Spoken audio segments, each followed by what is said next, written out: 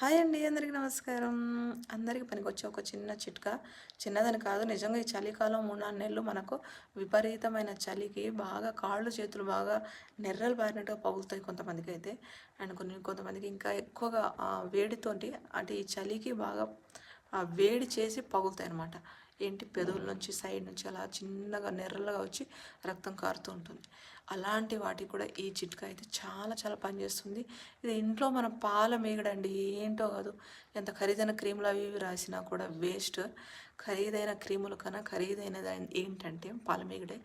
దాంట్లో కాస్త ఆ మీగడలో కాస్త ఏంటి గులాబీ పూలు ఉంటాయి కదా, పింక్ కలర్లో బాగా మెత్తగా ఉంటాయి స్మూత్గా అవి.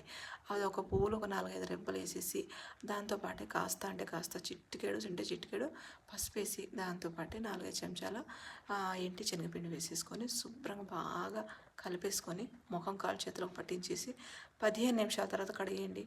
ఎంత స్మూత్గా రోజంతా ఉంటుందంటే మీకు చాలా బాగా పనిచేస్తుంది. పాటించండి.